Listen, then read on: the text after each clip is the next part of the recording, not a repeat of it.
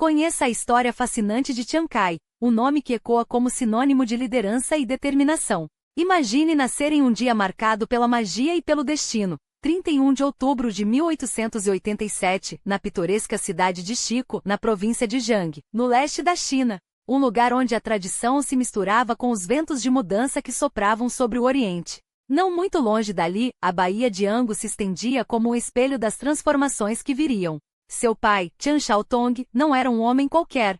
Era um comerciante próspero, um visionário que construiu seu império no sal, mas cuja ambição o levou a diversificar seus negócios. Com mãos generosas e mente afiada, expandiu seus horizontes, negociando desde arroz e vinho até os mais variados produtos que alimentavam o comércio da região. Ao seu lado, Wong Ta, sua esposa, compartilhava não só a vida, mas também o sonho de uma família unida. Juntos, deram à luz 4 filhos, entre eles o jovem Chan, cujo destino já parecia traçado pelas circunstâncias de seu tempo. Mas antes de mergulharmos mais fundo nessa jornada, permita-me compartilhar algo que vai despertar seu estratégico interior. Você já imaginou comandar exércitos, forjar alianças e reescrever a história com suas próprias mãos? Então se prepare para uma experiência única. Supremacia 1914, um jogo de estratégia em tempo real que coloca você no centro das decisões que moldaram o mundo. Aqui você não é apenas um jogador, é um líder. Com até 500 adversários em um mesmo campo de batalha, cada movimento seu pode durar semanas, criando uma imersão tão intensa que você vai sentir o peso das escolhas como se estivesse vivendo naquela época. Monte seu exército do zero. Cavalaria reluzente, tanques imponentes, esquadrões aéreos prontos para dominar os céus. Declare guerra ou forje alianças, negocie com astúcia ou ataque com força bruta. A vitória depende apenas da sua habilidade em adaptar-se, planejar e executar. E o melhor, tudo isso está ao seu alcance gratuitamente em qualquer dispositivo, PC, Mac ou celular. Não perca tempo. Ao clicar no link agora mesmo, você ganha um presente exclusivo, 15.000 moedas de ouro e um bônus especial para começar com vantagem. E como sabemos que você gosta de testar antes de se comprometer, estamos oferecendo um mês de assinatura premium sem custo algum. Mas atenção, essa oportunidade é por tempo limitado, apenas 30 dias. Não deixe escapar a chance de viver uma aventura épica onde cada decisão conta. Agora, voltemos à China do final do século XIX, um império em ebulição. Quando Chiang Kai veio ao mundo, o país já sentia o peso de décadas de tensão. Desde 1887, a apenas alguns meses antes de seu nascimento, a China lutava para manter sua soberania diante das pressões estrangeiras. Uma política de isolamento que por séculos protegeu suas tradições começava a ruir sob o avanço do Ocidente. A Guerra do Ópio imposta pela Grã-Bretanha havia aberto feridas profundas, forçando a abertura dos portos chineses e inundando o país com uma droga que corrompia sua essência. As décadas seguintes foram marcadas por revoltas, mudanças sociais e uma busca desesperada por identidade. Enquanto isso, na Coreia, vizinha e estratégica, o Japão já dava mostras de sua capacidade de se reinventar, adotando modelos ocidentais sem perder sua essência. Até os anos 1880, o país do Sol nascente emergia como uma potência regional, moderna e ambiciosa, deixando a China em uma encruzilhada perigosa. Dentro de suas próprias fronteiras, a nação se dividia entre 2 extremos. De um lado, os tradicionalistas apegados ao sistema imperial que governava há milênios sob a dinastia Qing, desde 1644. Do outro, vozes que clamavam por mudança. Uns sonhavam com uma república conservadora, enraizada nos valores confucianos. Outros, inspirados pelas ideias socialistas que chegavam da Europa industrializada, queriam uma revolução radical. Cidades como Pequim, Xangai e Nanquim tornaram-se palcos desse conflito ideológico, onde o passado e o futuro colidiam a cada debate. Foi nesse caldeirão de tensões que Chiang Kai cresceu. Aos 8 anos, seu mundo desabou. A morte do pai deixou a família à mercê das dificuldades, e sua mãe, Wong Ta, assumiu sozinha a responsabilidade de criá-lo. A pobreza bateu à porta, mas não quebrou seu espírito. Mesmo órfão de afeto e recursos, o jovem Chan não se deixou abater. Em 1906, com uma determinação que só os grandes líderes possuem, ele tomou as rédeas de seu destino e partiu para o Japão, o farol da modernidade no Extremo Oriente. Lá testemunhou de perto a ascensão de uma nação que décadas antes havia derrotado a poderosa Rússia em uma guerra relâmpago. Essa vitória não era apenas militar. Era um símbolo de que a Ásia poderia se igualar, ou até superar, as potências ocidentais.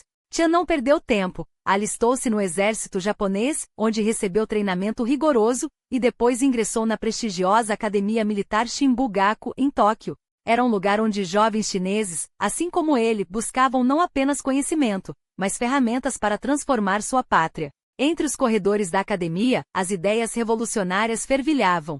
Muitos estudantes como Tian compartilhavam um objetivo comum: derrubar a dinastia Qing, modernizar a China e devolvê-la ao lugar que merecia no mundo. Foi nesse ambiente que ele entrou em contato com uma das organizações mais influentes da época, a Tung Menhui, ou Liga Unida, fundada em 1905 pelo visionário Sun Yat-sen, um homem que, assim como Tian, havia vivido no exterior, inclusive nos Estados Unidos, e voltará com uma missão: unificar a China sob novos ideais.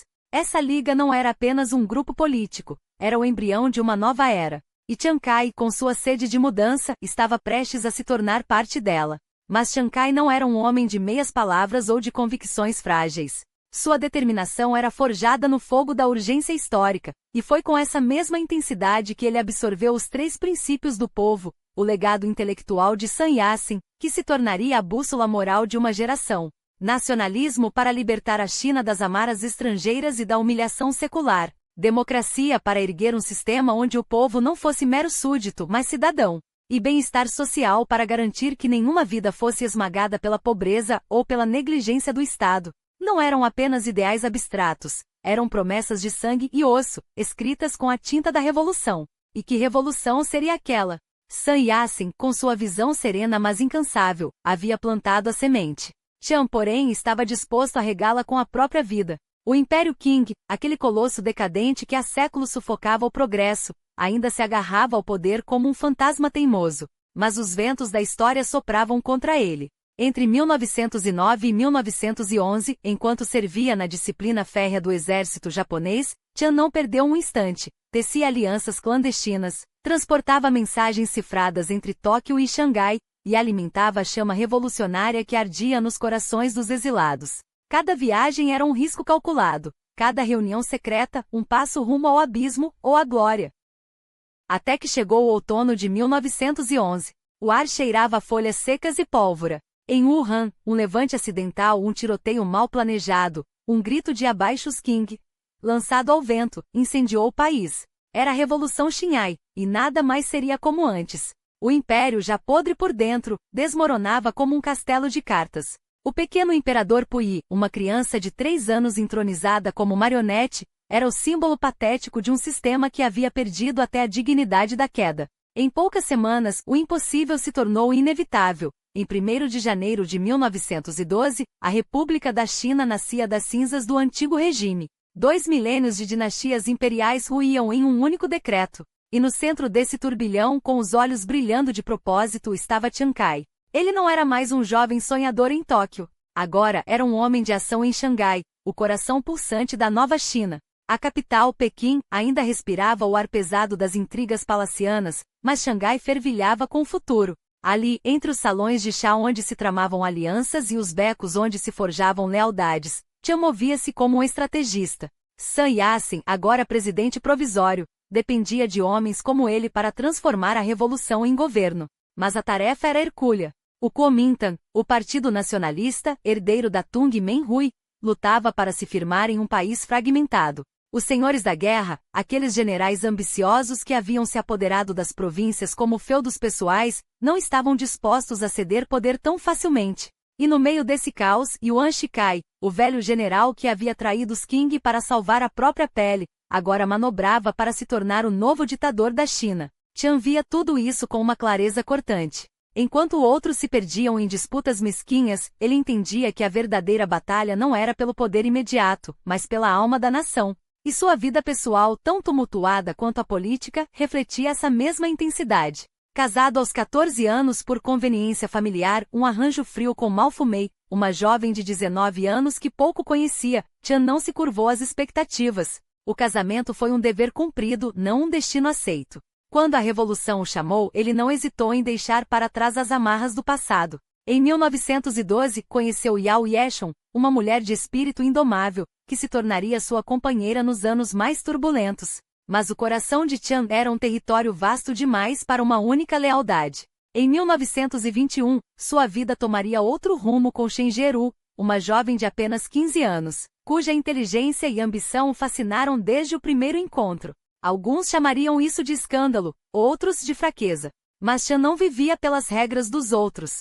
Para ele, as relações, como a política, eram questões de estratégia e paixão. E se a sociedade tradicional condenava suas escolhas, que assim fosse. Ele tinha um filho, Chen Xingku, herdeiro de seu nome e de sua missão, nascido em 1910 de uma relação com uma concubina. E mais tarde, adotaria outro menino, Chen Weiku, dando-lhe não apenas um lar, mas um propósito. Família para Chen não era uma instituição sagrada, era uma trincheira. E ele lutaria por ela com a mesma ferocidade com que lutava pela China. Enquanto o país se desgarrava em guerras civis e traições, enquanto Yuan Shikai tentava restaurar a monarquia em 1915 como uma farsa grotesca, Chen observava, aprendia, esperava, porque ele sabia, a revolução não havia terminado.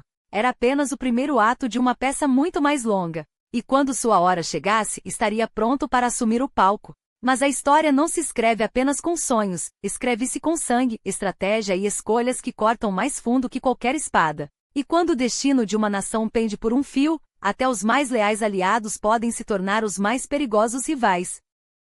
O Kuomintang, esse novo gigante forjado nas cinzas do antigo império, não era um bloco monolítico. Era um vulcão prestes a entrar em erupção. Sun Yat-sen, o pai da revolução, havia partido em 1925, deixando atrás de si não apenas um legado, mas um vazio de poder, e o vazio, como Chen bem sabia, é o terreno onde nascem as ambições mais vorazes. Sob a superfície da unidade aparente, duas correntes se chocavam. De um lado, os que sonhavam com uma China unida sob a bandeira do nacionalismo, mesmo que isso significasse alianças temporárias com os comunistas. De outro, aqueles que viam no marxismo uma ameaça tão mortal quanto os senhores da guerra que ainda infestavam o norte. E Chiang Kai-shek? Ele não era um homem de meias medidas. Quando Sun Yat-sen o enviará a Moscou em 1923, não era por acaso. A Rússia soviética, recém-saída de sua própria guerra civil, oferecia algo que a China desunida desesperadamente precisava: estrutura, disciplina, uma máquina de guerra capaz de esmagar a anarquia. Os conselheiros militares de Stalin chegavam a Gangdong com promessas de armas, treinamento e, acima de tudo, uma doutrina. Mas Xia não era ingênuo. Ele observava, anotava e, enquanto sorria para os emissários de Moscou, calculava o preço de cada concessão. A ajuda soviética era bem-vinda, mas a ideologia? Isso era outra história. Até que chegou a hora da verdade. A Expedição do Norte, lançada no verão de 1926, não era apenas uma campanha militar. Era um teste de fogo para o Kuomintang e para o próprio Xi'an. Com menos de 100 mil homens no início, ele partiu de Gangdong como um general determinado a reconquistar o que os senhores da guerra haviam roubado, a alma da China. E em poucos meses o impossível aconteceu. O Nan caiu. Wuhan tremia. As vitórias se acumulavam como ondas em uma maré que ninguém podia conter. Até que na primavera de 1927, as forças de Xi'an já não eram um exército, eram uma avalanche. 500 mil de soldados marchavam sob sua bandeira, e a cidade-chave do sul e do leste, de Xangai a Nanquim, abriam seus portões não por clemência, mas porque a resistência era inútil. Mas cada vitória escondia uma armadilha. Em Wuhan, o coração esquerdo do Kuomintang, aquele que ainda acreditava na aliança com os comunistas, resistia. Liderados por Wang Jingwei, sonhavam com uma revolução pura, onde operários e camponeses dividiriam o poder com os nacionalistas. Em Xangai, porém, Xi'an via algo muito diferente. Via greves organizadas por agitadores vermelhos. Via sindicatos armados desafiando sua autoridade. Via, acima de tudo, o espectro de uma China dividida não entre províncias, mas entre classes, e isso ele não poderia tolerar. A decisão foi tomada em uma noite de abril de 1927. Não houve hesitação. Não houve piedade. Quando o sol nasceu sobre Xangai, as ruas que antes ecoavam com os gritos dos trabalhadores em greve agora silenciavam sob o peso das botas dos soldados de Xi'an. Os comunistas e seus aliados sindicais foram caçados, presos, executados.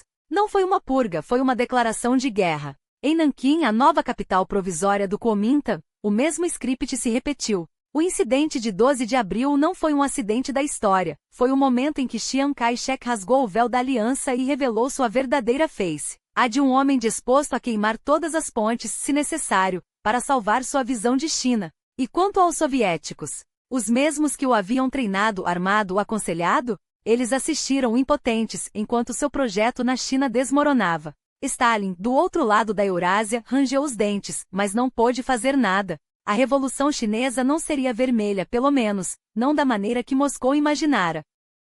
Mas a traição de Xi'an não foi apenas contra os comunistas. Foi contra uma ideia. A ideia de que a China poderia se unificar sem derramamento de sangue interno. A ideia de que nacionalismo e socialismo poderiam caminhar lado a lado. Ele escolheu o caminho da espada e com isso selou o destino do Kuomintang, não mais como um movimento revolucionário, mas como uma máquina de poder. E o preço? A China pagaria por décadas. A fratura já estava aberta. E não era uma rachadura silenciosa.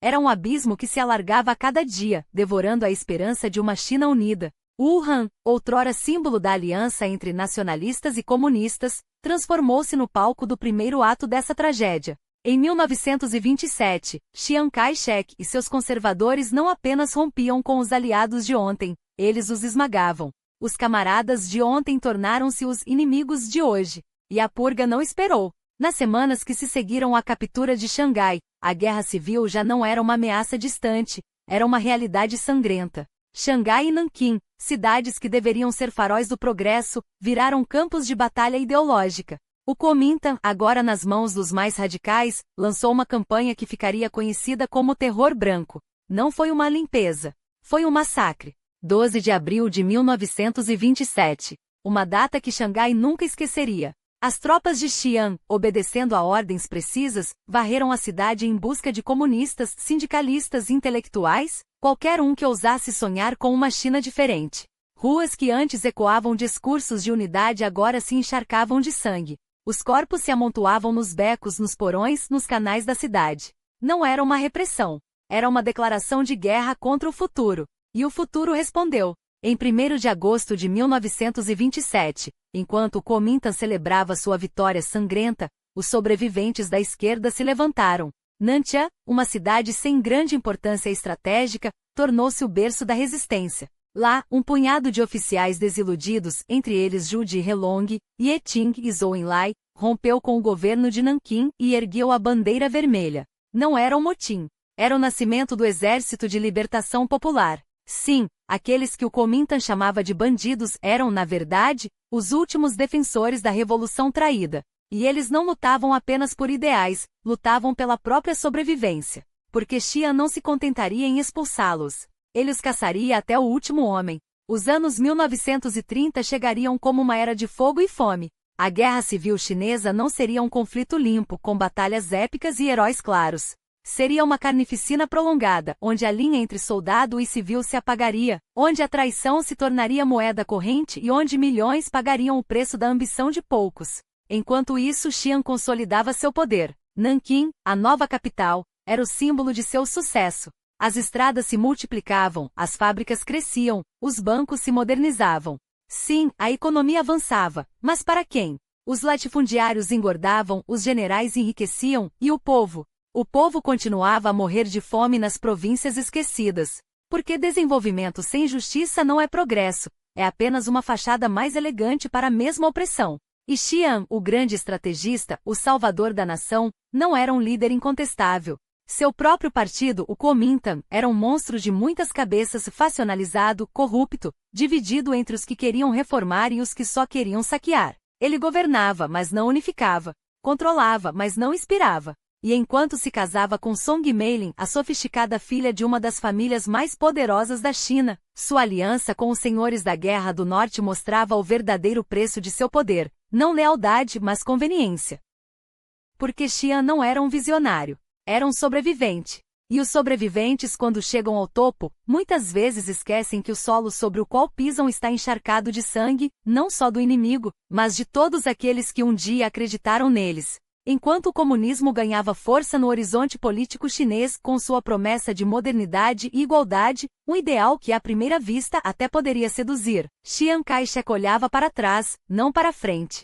Seu coração batia ao ritmo de uma China antiga, daquela que os confucianos moldaram com mãos firmes e princípios inabaláveis. Não era apenas nostalgia, era estratégia. Ele sabia que para unificar um país fragmentado, precisava de algo mais do que balas e discursos. Precisava de uma narrativa. E qual melhor do que a do passado glorioso, onde hierarquia e ordem eram sagradas? Mas não se engane, Xian não era um tradicionalista ingênuo. Ele era um mestre em vestir velhas ideias com roupagens novas. O movimento da Nova Vida, lançado nos anos 1930, era a prova disso, uma campanha cívica que misturava o moralismo confuciano com a disciplina militar, como se quisesse forjar uma nação de soldados sábios. E funcionava.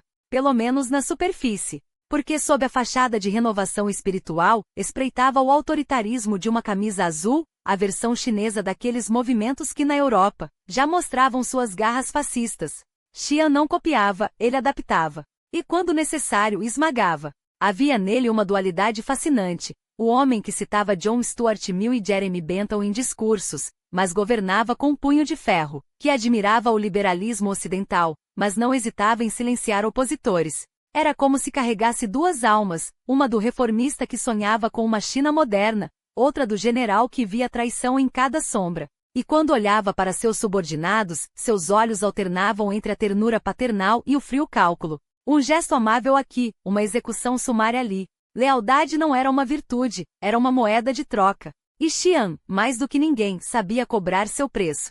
Seu filho adotivo, Xian Xingku, era o reflexo dessa contradição. Educado na Alemanha nazista, onde aprendeu os mecanismos da repressão eficiente, e depois temperado na União Soviética, onde viu de perto o poder do terror ideológico. Um homem moldado para ser a ponte entre dois mundos, ou a faca que os separaria. Enquanto isso, Chiang Kai-shek jogava xadrez com o destino da China. Em 1934, quando suas tropas cercaram os comunistas em Jiangxi, ele acreditou que a vitória era certa. Afinal, como poderia um exército de camponeses mal armados resistir à máquina de guerra nacionalista? Mas a história gosta de ironias. E a longa marcha, aquela retirada épica que se tornaria lenda, provaria que até os mais fracos podem sobreviver quando têm uma causa pela qual morrer. Até que veio Xian. Dezembro de 1936. Um dia que deveria ser de rotina, inspecionar tropas, acalmar ânimos, reafirmar autoridade virou um pesadelo. Seus próprios generais, cansados de uma guerra civil que sangrava o país enquanto os japoneses avançavam, o sequestraram. Por 12 dias, Xian foi um refém. 12 dias em que o Império do Meio esteve à beira do colapso. E foi então que Mao Zedong, o inimigo que ele jurara destruir, estendeu a mão. Não por amizade, mas por conveniência. Unamo-nos contra o Japão, disseram os comunistas. Salve a nação primeiro, depois resolvemos nossas diferenças. Xian não tinha escolha. Ou aceitava o acordo e saía de Xian com a dignidade intacta, ou morria ali mesmo, transformado em mártir de uma causa que já não controlava. Ele escolheu sobreviver, mais uma vez. Mas dessa vez, o preço não foi só seu, foi o da China. Porque ao firmar a trégua com Mao, ele adiou o inevitável. A guerra que definiria não só o futuro do país, mas o seu próprio legado. Um legado que no fundo já estava escrito em sangue e traição.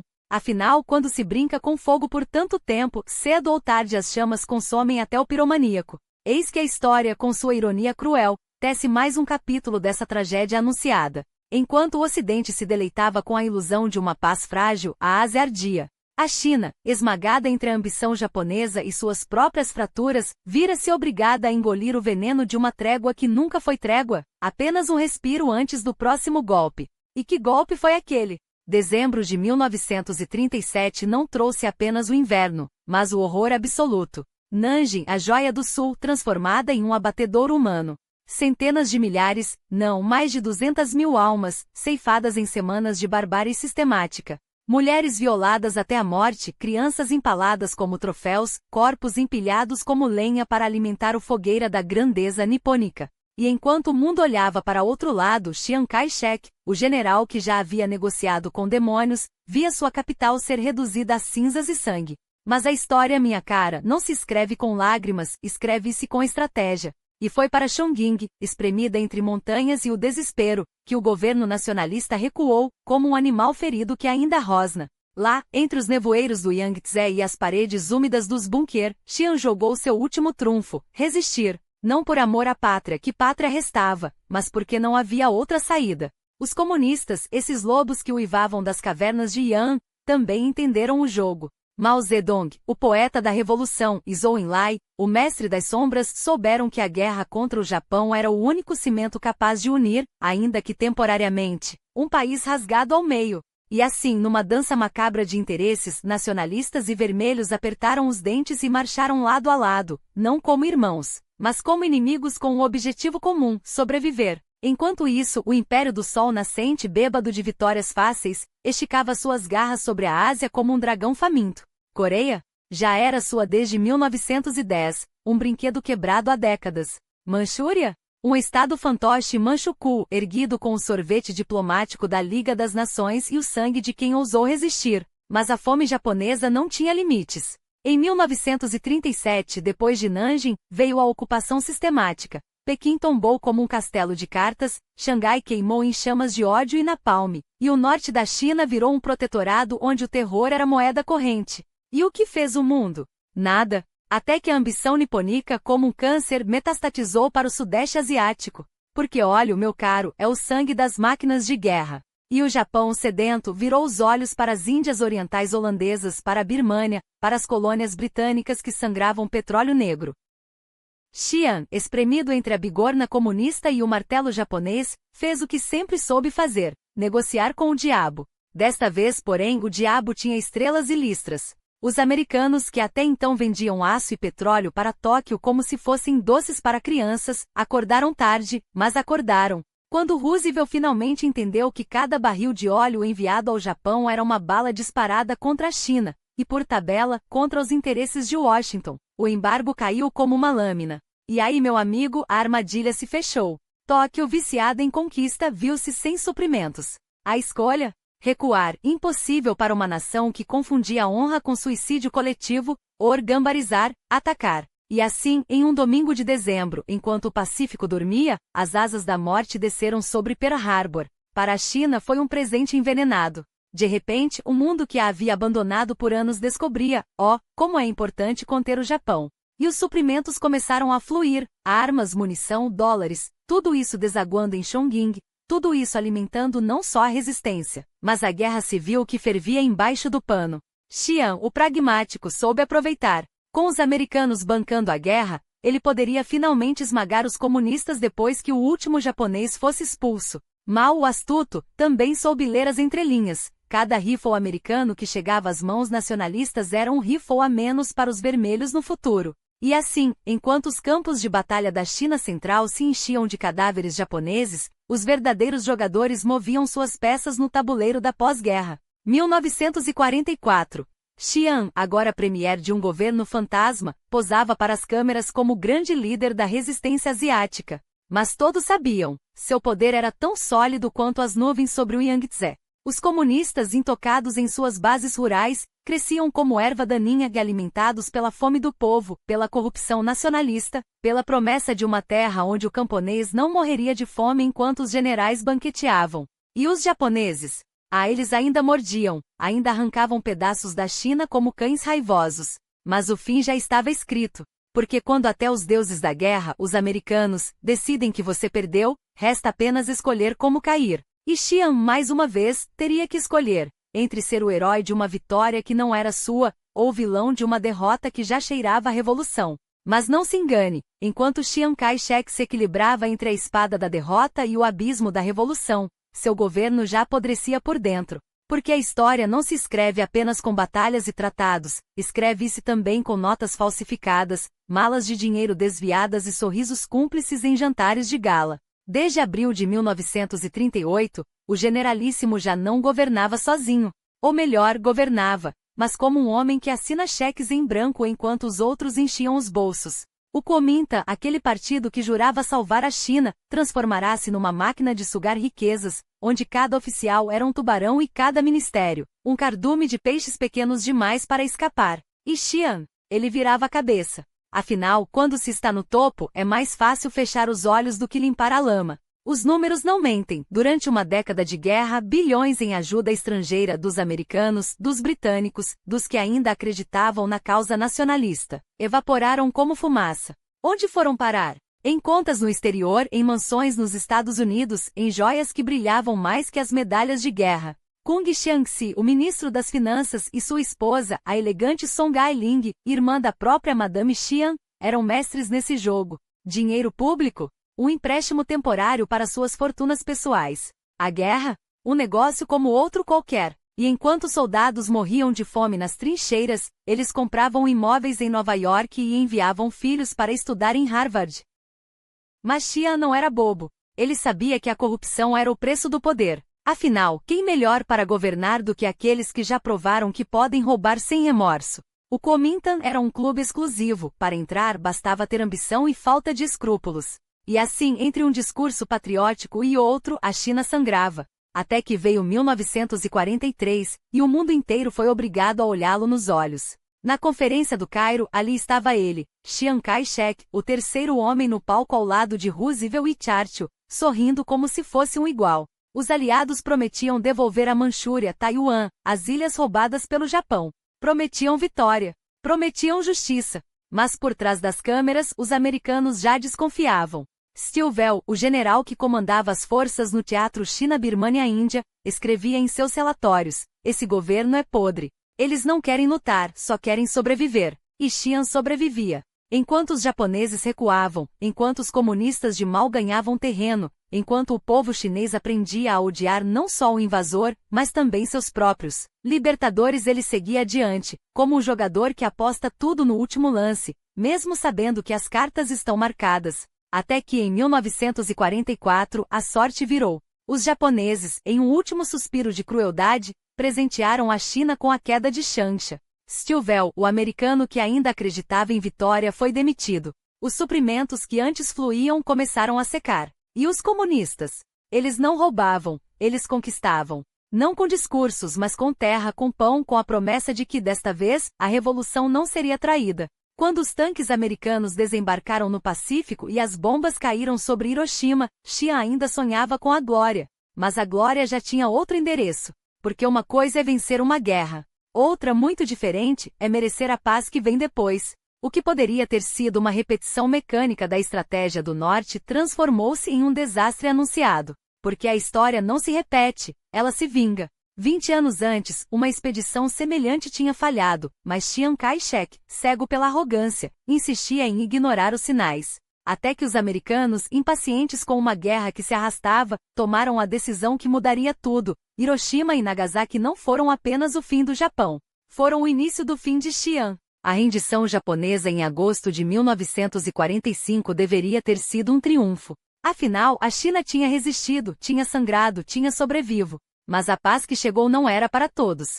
Enquanto o mundo comemorava o fim da Segunda Guerra na China, a trégua era apenas uma pausa dramática, um suspiro antes do golpe final. Os comunistas não tinham esquecido. Mao não tinha perdoado. E os nacionalistas estavam ocupados demais demitindo generais competentes, desperdiçando suprimentos e, acima de tudo, subestimando o inimigo. Marshall chegou em 1946 com a missão impossível: mediar um conflito onde um lado já tinha decidido que não haveria mediação. Os americanos, com sua diplomacia polida e seus cheques generosos, tentaram salvar Xi'an de si mesmo. Mas como salvar um homem que se recusa a enxergar que seu exército está podre, sua economia está em frangalhos e seu povo já escolheu outro lado? Truman cortou a ajuda. Os conselheiros americanos suspiraram, frustrados. E Mao, enquanto isso, ria.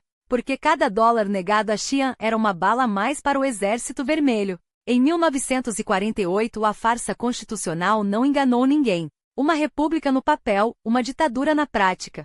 Xi'an, agora presidente, governava como um homem que já sabia que seu tempo estava acabando, com decretos desesperados, purges internas e a ilusão de que ainda podia vencer. Mas a matemática da guerra não mentia. Cidade após cidade caía. Os comunistas não apenas avançavam, eles conquistavam. Não com terror, mas com promessas cumpridas. Terra para os camponeses. Pão para os famintos. Justiça para os traídos. E então veio 1949. O ano em que a história virou a página. Nanjing, a capital nacionalista, caiu em abril sem nem ao menos uma batalha digna desse nome. Os generais de Xi'an, mais preocupados em salvar seus próprios pescoços do que a causa, fugiam ou se rendiam. O ouro do Banco Central foi embarcado às pressas para Taiwan, como se riqueza pudesse comprar o que a guerra já tinha decidido. E Xi'an, ele ainda hesitava, ainda calculava, ainda acreditava que de algum modo a sorte mudaria. Até que em janeiro finalmente entendeu, não havia mais espaço para ele na China continental. A retirada para Taiwan não era uma estratégia, era uma confissão. O homem que um dia sonhara unificar a nação sob sua bandeira agora se agarrava a uma ilha, um último reduto onde poderia fingir que ainda era algo mais do que um fantasma do passado. Mas mesmo em Taiwan, a sombra de Xi'an era longa e sangrenta, porque a ilha não era um refúgio, era um laboratório de seu desespero. Os taiwaneses que tinham acabado de se livrar dos japoneses, agora enfrentavam outro ocupante, um governo corrupto, brutal e tão indiferente ao sofrimento quanto os invasores que o precederam. E então veio 28 de fevereiro de 1947. Um dia que começou com protestos contra a repressão e terminou com um banho de sangue. Qin Yi, o governador nomeado por Xi'an, ordenou a violência. Os soldados atiraram. Os corpos se amontoaram. E o ódio, que já fervia, tornou-se eterno. Os números ainda são discutidos: 10 mil? 25 mil? Como se a precisão pudesse amenizar o crime. Mas a verdade é uma só. Chiang Kai-shek não apenas perdeu a China. Ele manchou Taiwan com o mesmo veneno que destruiu seu império. E quando, em 1949, os últimos navios partiram do continente, levando consigo os restos de um regime condenado, a ilha não era um novo começo. Era o epílogo de um fracasso. Porque a história não se escreve com decretos, nem com discursos, nem com ouro roubado. Escreve-se com sangue, com terra e com a memória daqueles que, no fim, escolheram o lado certo. E Xi'an, em sua ilha distante, nunca entenderia isso. Ele era um homem do passado. E o futuro já tinha outro dono. Mas Chiang Kai-shek não era um homem de meias medidas. Enquanto o continente ardia sob a bandeira vermelha, ele transformou Taiwan em sua última trincheira, não apenas militar, mas ideológica. A ilha não seria um refúgio, seria um bastião. E para construir um bastião, não bastava erguer muros, era preciso purgar qualquer sombra de dúvida, qualquer suspeita de traição. Assim começou o Terror Branco. Não foi uma campanha. Foi uma caçada. Uma limpeza meticulosa executada com a precisão de um cirurgião e a crueldade de um carrasco. Os alvos, qualquer um que respirasse o ar da desconfiança. Intelectuais que ousavam questionar. Estudantes que sonhavam com outra China. Camponeses que murmuravam contra a fome. Até mesmo generais leais, se suas lealdades parecessem vacilar. Xi'an não distinguia entre inimigos e suspeitos, porque em sua mente a suspeita já era culpa. As prisões encheram-se. Os pelotões de fuzilamento trabalhavam em turnos. Entre 1949 e 1950, dezenas de milhares desapareceram. Alguns foram executados sumariamente. Outros apodreceram em celas onde o sol nunca entrava. E os que sobreviviam? Viviam com a marca do medo cravada na pele, sabendo que um olhar torto, uma palavra mal interpretada poderia ser sua sentença. Mas Xi'an não agia sozinho. Ele tinha o apoio tácito de Washington, que via em Taiwan um peão estratégico no tabuleiro da Guerra Fria. Os americanos fechavam os olhos para os excessos, afinal, um ditador anticomunista era sempre melhor que um comunista no poder. E assim, enquanto o mundo aplaudia a democracia de Formosa, as ruas de Taipei sangravam em silêncio. A lei marcial decretada em 1949 não era uma medida temporária. Era um regime que duraria 38 anos. Quase 4 décadas em que a liberdade era um privilégio, não um direito. Quase 4 décadas em que a polícia política, o temido birô de segurança, podia invadir uma casa à noite, arrastar um homem para a escuridão e ninguém ousaria perguntar por quê. E o pior, funcionou. Porque o medo é um governante mais eficiente que qualquer general. O medo paralisa. O medo faz com que as pessoas olhem para o chão quando passam por um posto policial. O medo transforma uma nação em um rebanho obediente, disposto a trocar a dignidade pela ilusão de segurança. Xi'an chamava isso de ordem, os sobreviventes chamavam de inferno. E enquanto o mundo olhava para outro lado, Taiwan se tornava uma prisão de água salgada, bonita por fora, asfixiante por dentro. Uma prisão onde até o ar tinha gosto de derrota. Enquanto os camaradas no continente celebravam a marcha triunfal do comunismo, esqueceram-se convenientemente de Quintang, como se a história pudesse ser apagada com um decreto. Mas a história, quando ignorada, tem o hábito de voltar como um espectro. E em 1949, quando Mao e seus generais erguiam a bandeira vermelha sobre Pequim, Taiwan já se preparava para se tornar o último bastião da resistência. Vamos ajudar você a recuperar Taiwan, meu amigo. A frase soava como um convite amigável, mas por trás das palavras havia o peso de uma estratégia calculada. Não se tratava de solidariedade entre irmãos, tratava-se de uma peça no tabuleiro geopolítico. Os Estados Unidos, que até então haviam observado a distância, de repente descobriram o valor estratégico da ilha. O Pacífico não era mais apenas um oceano. Era um campo minado onde cada movimento podia detonar uma guerra. E então veio a Coreia. Junho de 1950. O mundo prendeu a respiração enquanto os tanques cruzavam o paralelo 38. Pequim não hesitou. Enviou seus filhos para morrerem nas colinas geladas da Coreia do Norte. E Washington, em um gesto de generosidade, estendeu sua sombra protetora sobre Taiwan. Qualquer invasão comunista não será tolerada. A mensagem era clara. A ilha não era apenas um pedaço de terra, era um peão em um jogo muito maior. Chiang Kai-shek sorriu. Finalmente tinha o que sempre quis, o respaldo de uma superpotência. Em 1954, quando os canhões da República Popular rugiram sobre as ilhas do Estreito, os americanos não apenas assistiram, ameaçaram retaliar com fogo nuclear. Eisenhower, o general que virou presidente, até fez uma visita teatral a Taipei em 1960, jurando lealdade eterna. Taiwan não cairá, declarou, enquanto as câmeras registravam seu aperto de mão com Chiang, um homem que em eleições livres havia recebido 97% dos votos, um número tão absurdo que só poderia ser verdade em um regime onde as urnas eram decorativas.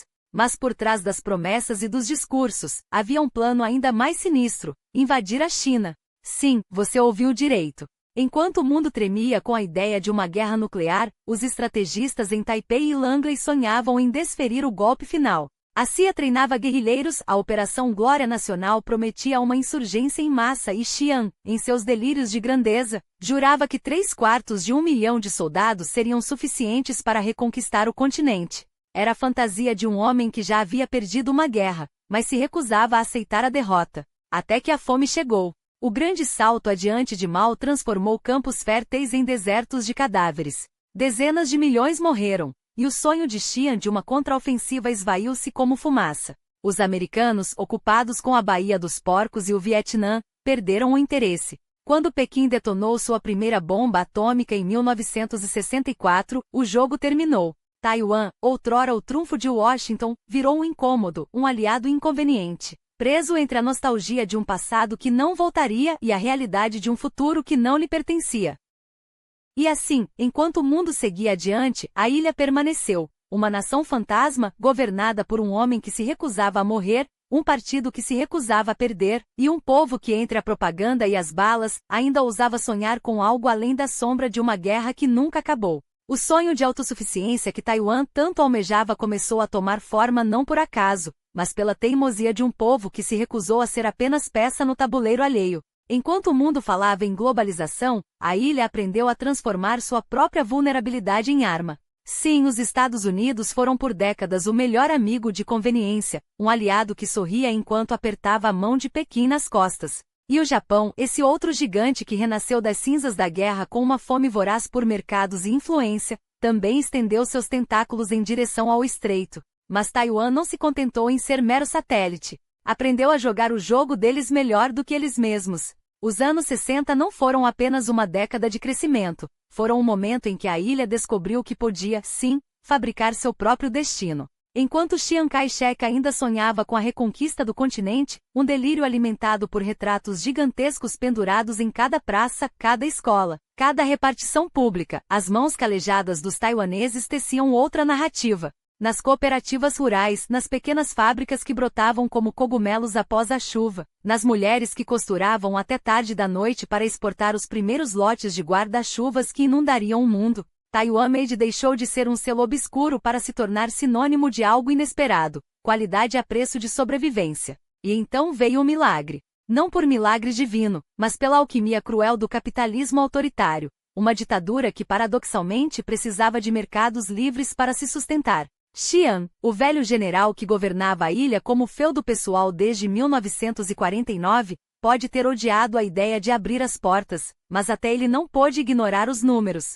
10% de crescimento ao ano não era estatística, era um grito de guerra. Os semicondutores, essas lascas de silício que hoje movem o mundo, começaram a ser produzidos ali não por acaso, mas porque alguém, em algum escritório sufocante de Taipei, entendeu que o futuro não seria feito de arroz ou aço, mas de bits. E enquanto o Ocidente ainda discutia se Taiwan era ou não um país, suas fábricas já respondiam pela fatia mais gorda do bolo tecnológico global. Mas a história, como sempre, tem seu preço. O cultua a personalidade de Chiang, aquele rosto severo estampado em moedas, estátuas, cartazes começou a rachar como tinta velha. Não por bondade dos céus, mas porque até os deuses caem quando a economia exige. Os anos 70 chegaram como um socorro. Nixon beijava a mão de Mao, a ONU expulsava Taiwan como se fosse um hóspede indesejado, e o mundo, mais uma vez, decidia que a ilha era inconveniente. Mas foi justamente nesse abandono que Taiwan encontrou sua força. Sem o guarda-chuva americano, sem o reconhecimento internacional, restou-lhe apenas uma saída: ser indispensável.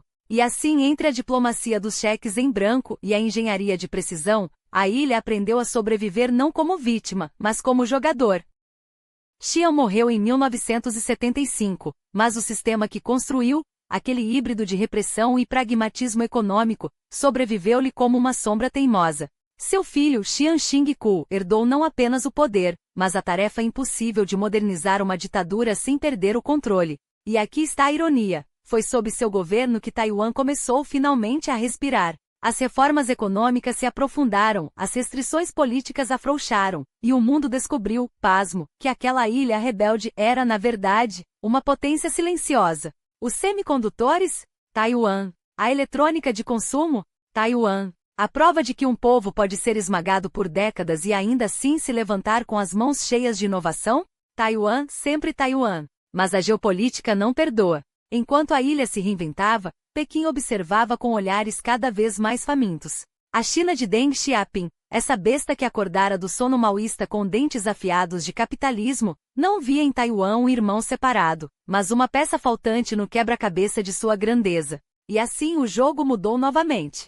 Desta vez, porém, Taiwan não era mais a criança assustada de 1949. Era um gigante anão pequeno no mapa, imenso nas fábricas, nos laboratórios, na teimosia de quem sabe que no fim das contas, a única soberania que importa é a que se constrói todos os dias, entre um chip e outro, entre uma exportação e uma resistência. Enquanto o Ocidente começava a mover suas peças no tabuleiro diplomático, com sorrisos forçados e reconhecimentos protocolares à República Popular, como quem assina um cheque que sabe não ter fundos, Taiwan assistia a tudo com a serenidade de quem já viu o filme antes. Ah, vocês agora nos abandonam?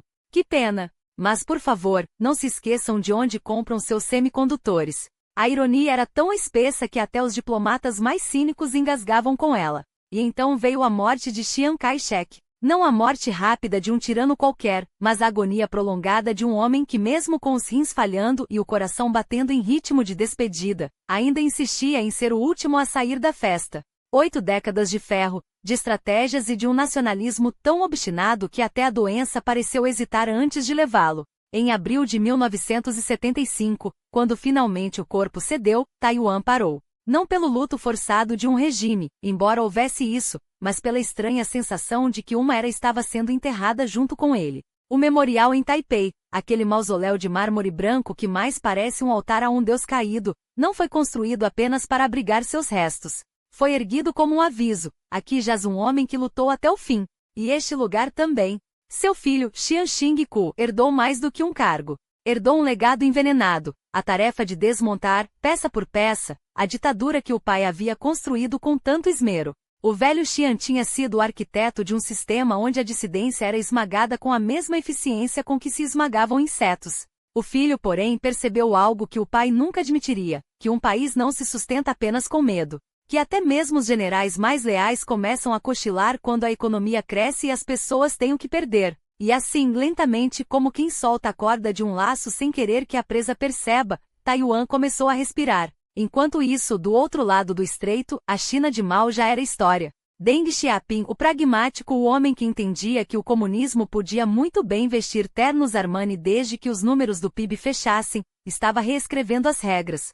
Socialismo com características chinesas era o eufemismo perfeito para o que, na prática, era capitalismo de Estado com um verniz vermelho. A China crescia, devorava mercados, seduzia investidores. E entre um acordo comercial e outro, nunca esquecia de sussurrar nos ouvidos do mundo: Taiwan? Ah, sim, aquela província rebelde. Um dia, ela volta para o lugar dela.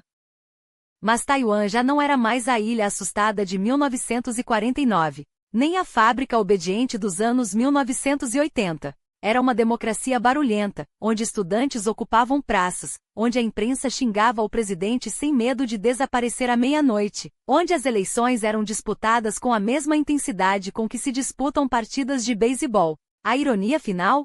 Enquanto a China se tornava cada vez mais capitalista sem democracia, Taiwan se tornava cada vez mais democrática sem abrir mão do capitalismo que a salvara. E assim chegamos ao impasse de hoje: 2 sistemas, uma história, e a sombra constante de um conflito que ninguém quer, mas que todos alimentam. A China sonha com a reunificação, não por amor à pátria, mas porque uma ilha independente é um espinho cravado no pé de seu projeto imperial. Taiwan resiste não por nostalgia de um passado glorioso, mas porque sabe que sua verdadeira soberania não está em tratados internacionais, mas na teimosia de um povo que se recusa a ser apagado. O jogo continua. As peças se movem. E no meio do tabuleiro Taiwan permanece pequena no mapa, gigante na história, e absolutamente impossível de ignorar. Mas há figuras que dividem mais do que fronteiras, dividem a própria história. E poucos nomes ecoam com tanta ambiguidade quanto Chiang Kai-shek, um homem cujo legado é um espelho quebrado. Cada fragmento reflete uma verdade diferente, dependendo de quem olha. Para uns, ele foi o último bastião da China livre, o general que resistiu ao avanço comunista quando o mundo já havia desistido. Um estrategista que, contra todas as probabilidades, manteve viva a chama de uma nação mesmo no exílio. Para outros, foi o ditador que afogou Taiwan em décadas de lei marcial, um líder cujo autoritarismo deixou cicatrizes tão profundas quanto as guerras que travou. A verdade? Talvez esteja no fato de que grandes homens raras vezes são apenas heróis ou vilões, são produtos de seu tempo, e Xian foi forjado no fogo de uma era que não perdoava fraquezas. Ele venceu batalhas, mas perdeu a guerra. Unificou facções, mas dividiu um país. Sonhou com uma China una, mas seu maior legado acabou sendo uma ilha que se recusou a curvar-se. E aí reside a ironia. O homem que jurou salvar a pátria tornou-se, sem querer, o arquiteto de sua própria alternativa. Compará-lo a Mao é como medir a sombra contra a tempestade. Um governou com punho de ferro e promessas de revolução, o outro com disciplina militar e a fé inquebrantável de que a ordem, mesmo imposta, era preferível ao caos. Mao enterrou seus oponentes sob o peso da história. Xian os levou consigo para o exílio, onde a história os julgaria de outra forma. Ambos deixaram marcas, umas sangrentas, outras silenciosas, mas igualmente indeléveis. E hoje, quando a China flexiona seus músculos e Taiwan aperta os punhos, a pergunta persiste: o que teria sido se Xian tivesse triunfado? Se a Kuomintang não tivesse se perdido em sua própria corrupção? Se os Estados Unidos tivessem apostado todas as fichas nele em vez de recuar? A história não gosta de Cs, mas é impossível não imaginá-los quando se olha para o Estreito de Taiwan e se vê, não apenas água, mas o fantasma de um passado que ainda respira. Talvez o verdadeiro teste de um líder não esteja em como ele vence, mas em como perde. Xian perdeu o continente, mas ganhou uma ilha. Perdeu a guerra, mas escreveu um capítulo que ainda hoje faz tremer Pequim. E se há uma lição em sua vida, é esta: na geopolítica, as derrotas às vezes são apenas vitórias adiadas. O tabuleiro nunca está realmente vazio, apenas espera o próximo lance.